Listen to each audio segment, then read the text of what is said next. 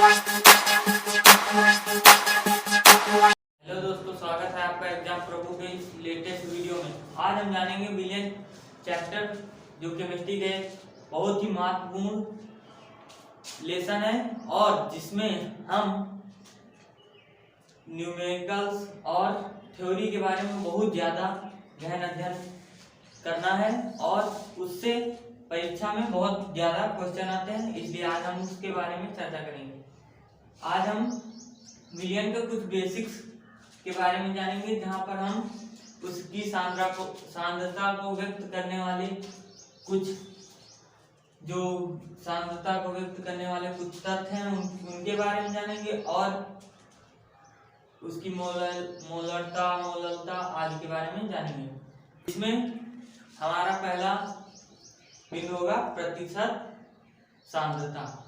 अगर प्रतिशत सांद्रता ऐसे होती है जैसे कोई बर्तन है, हमने उसमें कुछ जल डाला, यानी कि लगभग अगर हमने उसमें 200 ml जल डाला है तो उसमें हमने अगर नमक घोला या चीनी घोली, मान लीजिए हमने चीनी घोली इसमें 50 ग्राम, तो हम इसके 100 ml में इसके कितने ग्राम है उसको हम प्रतिशत सांद्रता कहते हैं। प्रतिशत सांद्रता अगर हम इन दोनों को मिलाएंगे, यहाँ पर हमने इसको भी 1 ग्राम में, जल को भी हमने मान लिया 250 ml, 200 ग्राम हो गया। अगर हम इन दोनों को मिलाएंगे तो ये हो गया हमारा कुल विलियन कितने का बन जाएगा, 250 ml, 250 ग्राम का। तो यहाँ पर जब हम इसमें अगर किसी ने पूछा कि विलियन में चीनी की प्रतिशत सांद्रता क्या है, तो हम इसमें विलियन पहले क्या है, प्रतिशत सांद्रता का सूत्र होता है, तो सांद्रता का प्रतिशत बराबर ये हो जाएगा जिसकी हमको सांद्रता निकालनी है और विलियन का।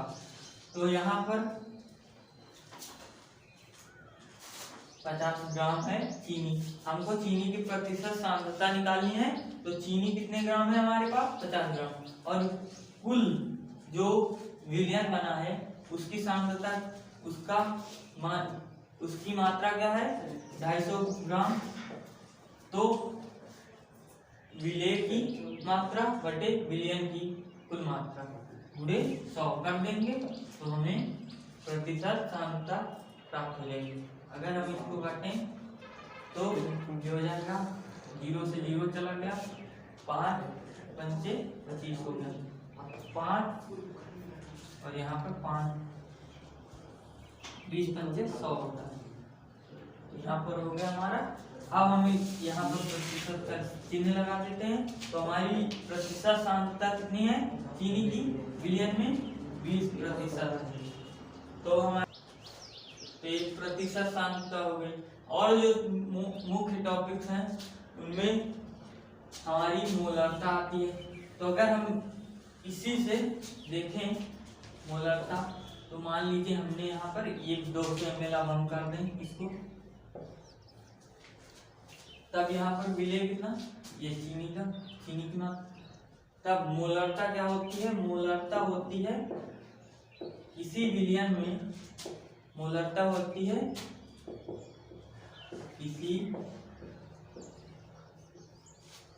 विलियन के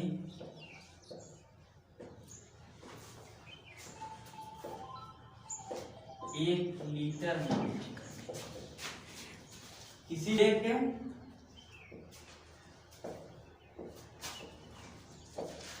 मोलों की संख्या,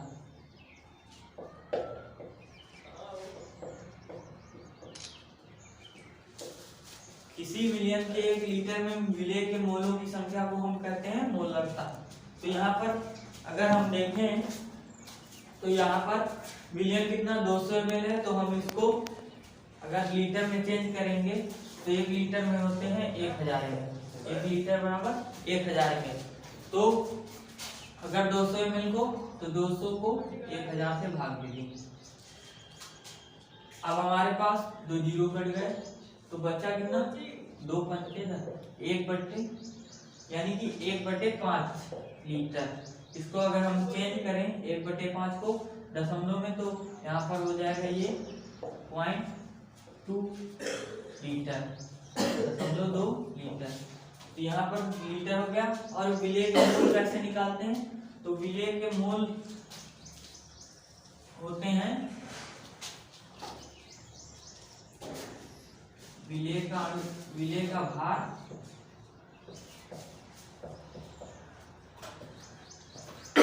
बटे विलेय का अणु।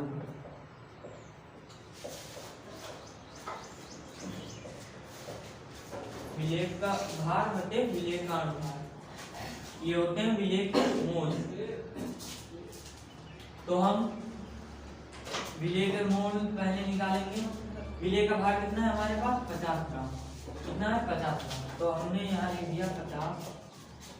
और ये कौन सा तत्व है, यौगिक है, चीनी है। चीनी का सूत्र होता है C12H22O11। यहाँ पर देखिए C का जो अणुभार होता है 12 होता है, तो यहाँ पर 12 है, तो हम इसको निकालेंगे। 12 प्लस हाइड्रोजन का 1 होता है, इसलिए यहाँ पर हो गया 22, प्लस ऑक्सीजन का 16 होता है, तो यहाँ पर हो गया 11×16। तो इसका कितना हो जाएगा, 12 ग्राम 144 हो गया। और ये 22 प्लस 16 में 160 और 16 हो गए 176। तीनों को जोड़ देंगे, ये हो गया 6 2 8 4 8 4 12 3 2 7 2 9 9 4 13 13 14 4 हासिल 1 1 2 1 3 342। तो चीनी का अणुभार कितना हो गया, 342। हम इसको 342 से भाग कर देंगे। और जो मोलरता होती है, अब इसके बटे में भी विलयन का आयतन हो गया। अब विलयन का आयतन हमने कितना निकाला है, 0.2 लीटर। तो यहाँ पर विलयन का आयतन होता है भाग में। तो देखिए हमने पढ़ा है कि जब कभी कोई 3 भाग में लिखे होते 3 तथ्य, तो उनको जो तीसरा पद होता है वो ऊपर चला जाता है। तो यहाँ पर हमारे पास ये हो गया। अब यहाँ पर इसको मिटा देते हैं, तो हमारे पास ये तीसरा पद ऊपर चला जाएगा। तो विलेय का भार मूलतः क्या हो जाएगी, विलेय का भार बटे विलेय का अणुभार। विलेय का भार बटे विलेय का अणुभार। और जो तीसरा पद है वो ऊपर चला जाएगा, तो यहाँ पर हो जाएगा विलयन का आयतन।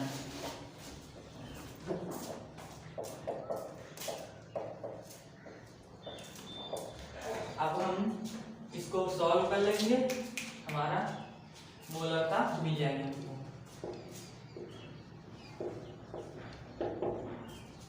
तो यहाँ पर हम देखेंगे विलेय का भार हमारे पास है 50 ग्राम, तो हम इसको लिखेंगे 50 गुणे विलयन का आयतन कितना है, 0.2 बटे, और विलेय का अणुभार कितना है 342, हमने इसको कर दिया 342। तो अब देखते हैं, ये 50 यहाँ से 2 5 10, यानी कि हो गया 100, और एक अंक बाद दशमलव, यहाँ पर दशमलव लगा दिया हमने, 10 बन गया। और भाग में 342, भाग में 342 हो गया। तो अब बनेगा क्या ये जाके, अगर हम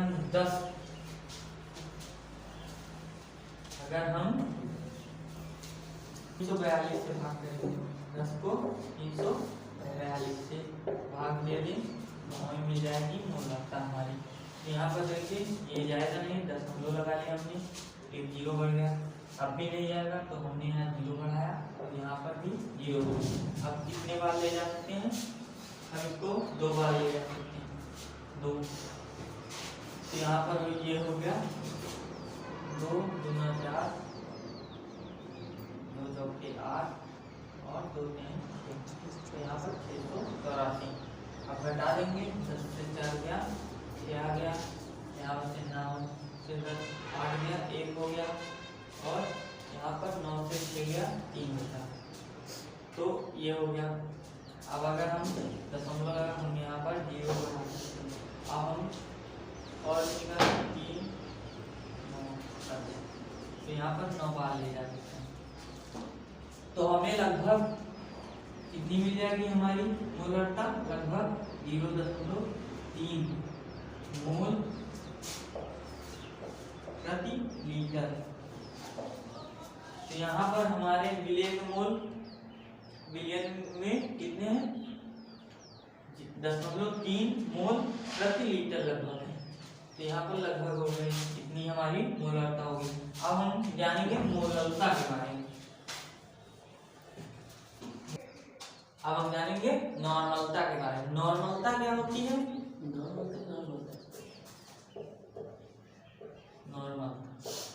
नॉर्मलता होती है किसी विलेय के तुल्यांकों की संख्या, विलेय के किसी विलेय के तुल्यांकों की संख्या, विलेय के 1 लीटर में किसी विलेय के तुल्यांकों की संख्या। तो हम तुल्यांकों की संख्या कैसे निकालते हैं, एकदम बहुत ही सिंपल है। ये होता है विलेय का भार, जो दिया होता है विलेय का भार, और विलेय का भार और उसको हम भाग दे देते हैं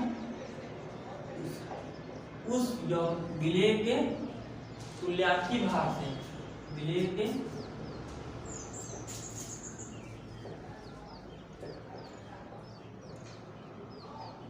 तुल्यांकी भार, विलेय का तुल्यांकी भार। तब हमें यहाँ हो गया हमारा विलेय का तुल्यांकी भार। और जब इस पूरे को विलयन के आयतन से भाग कर देंगे तो हमारी नॉर्मलता मिल जाएगी।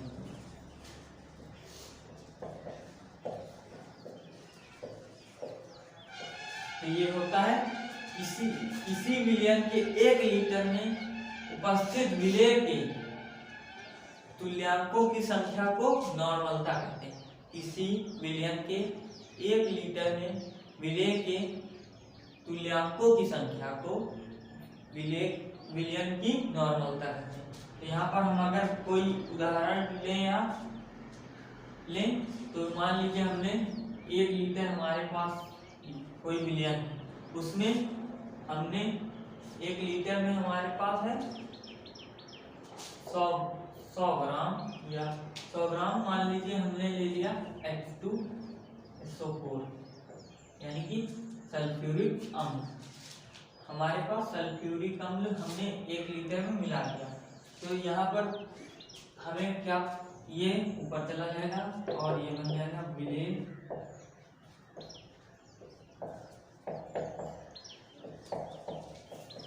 विलयन का आयतन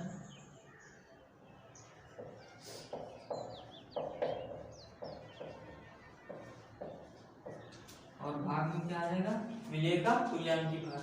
तो विलेय का तुल्यांकी भार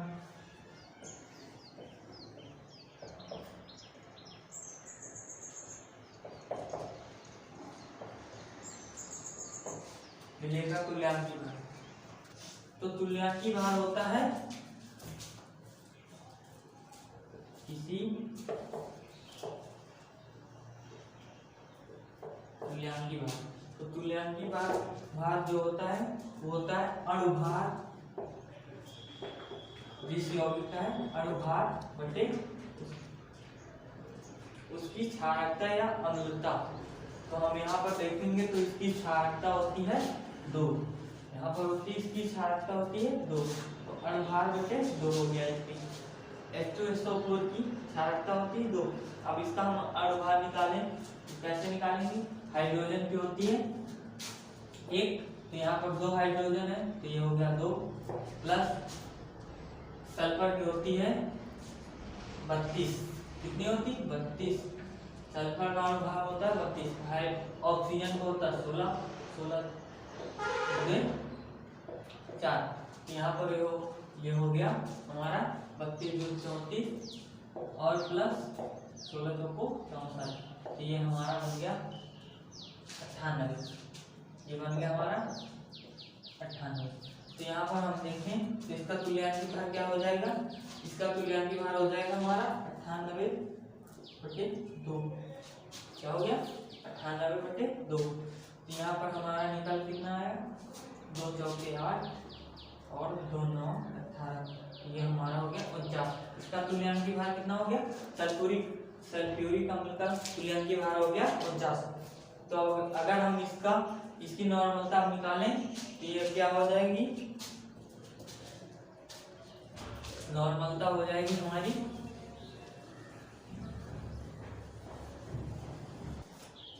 तो इसकी नॉर्मलता क्या हो जाएगी? अब हम निकालते हैं। तो यहाँ पर हमारे पास विलेय का भार कितना है? विलेय का भार हमने रख दिया यहाँ पर 100, और हमारे पास विलयन का आयतन कितना है? 1 लीटर है, तो यहाँ पर हमने लिख दिया यहाँ पर 1 लीटर हो गया हमारा, या 1000 ml जो 1 लीटर हो गया। फिर हमारे पास तुल्यांकी भार कितना है? इसका विलेय का तुल्यांकी भार हमने अभी निकाला था 49, यहाँ पर हो गया है 100/49।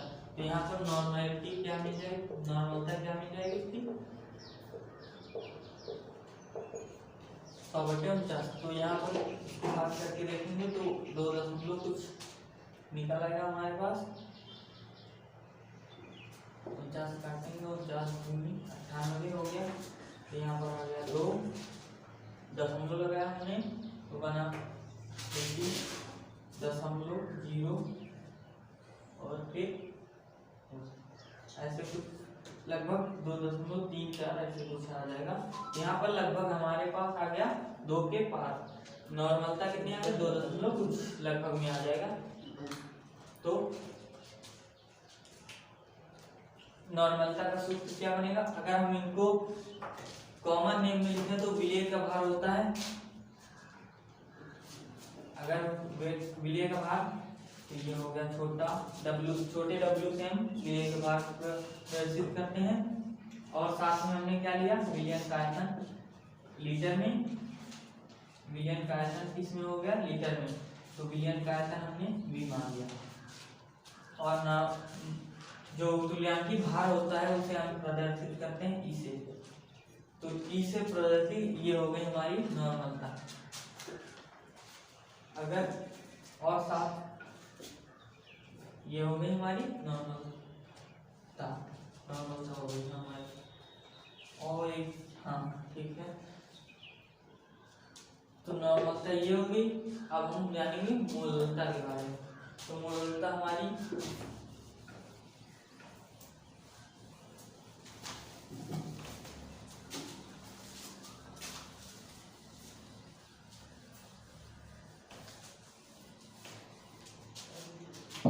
मोललता होती है अगर हम मोललता के बारे में देखें तो मोललता हमारी होती है किसी विलयन के किसी विलायक के 1000 ग्राम में उपस्थित विलेय के ग्रामों की संख्या को, विलेय के मोलों की संख्या को मोललता कहते हैं। किसी विलायक के 1000 ग्राम में उपस्थित मोलों की संख्या को मोललता कहते हैं। तो हम यहाँ पर अगर लिखें किसी विलायक की 1000 ग्राम में उपस्थित किसी विलायक के 1000 ग्राम में उपस्थित विलेय के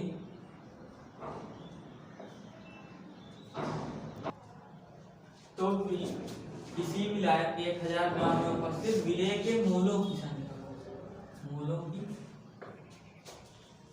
संख्या को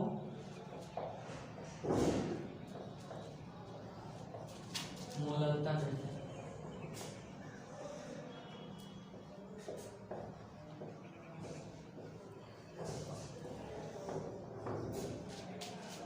तो विलेय के मोल क्या होते हैं?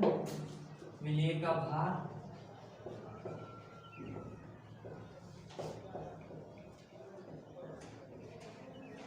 बटे विलेय का अणुभार हो गया। विलेय का भार बटे विलेय का अणुभार। और साथ में अब हमको यहाँ पर विलायक का आयतन, विलायक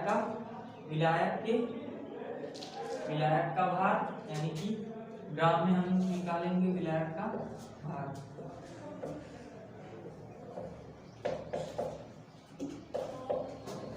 इसमें होना चाहिए ग्राम में, और साथ में गुणा कर देंगे हम 1000 से कर देंगे गुणा। तो मान लीजिए हमारे पास हमने लिया 200 ग्राम, हमने जल ले लिया 200 ग्राम हमने जल ले लिया। उसमें हमने 10 ग्राम नमक यानी कि NaCl सोडियम क्लोराइड मिला दिया।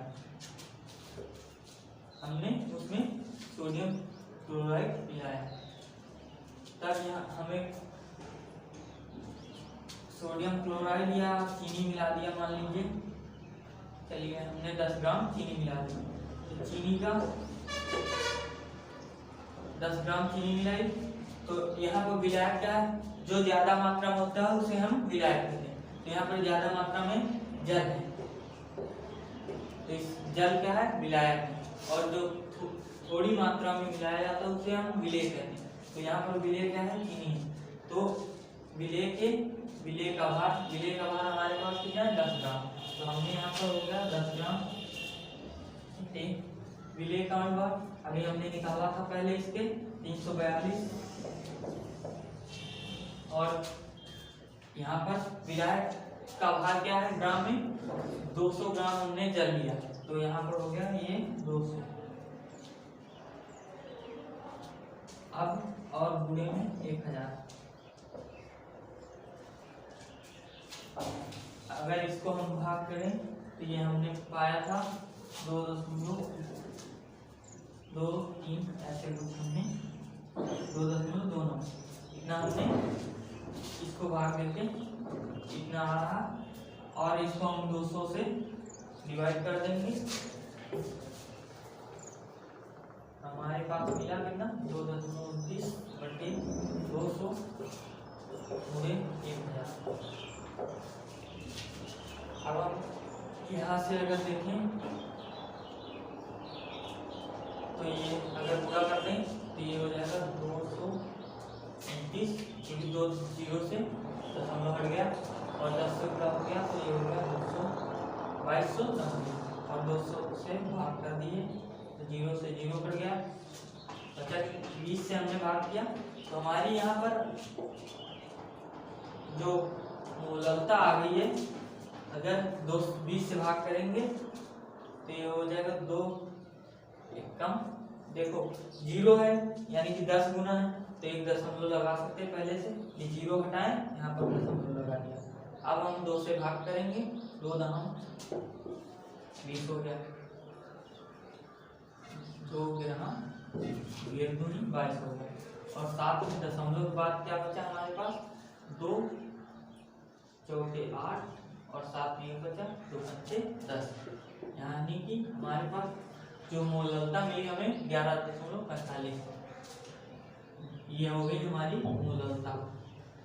मोललता यानी कि किसी विलायक के 1000 ग्राम में उपस्थित विलेय के मोलों की संख्या को मोललता कहते हैं। तो हमने आज जो टॉपिक्स डिस्कस किए उनमें हमने सबसे पहले जाना प्रतिशत सांद्रता, यानी किसी विलयन के कुल भार में, किसी विलयन के कुल भार में विलेय के भार के अंश को प्रतिशत सांद्रता कहते हैं। और फिर हमने मोलरता के बारे में जाना। मोलरता होती है किसी विलयन के 1 लीटर में उपस्थित विलेय के मोलों की संख्या को हम कहते हैं मोलरता। और फिर नॉर्मलता हमने पढ़ा। नॉर्मलता क्या होती है?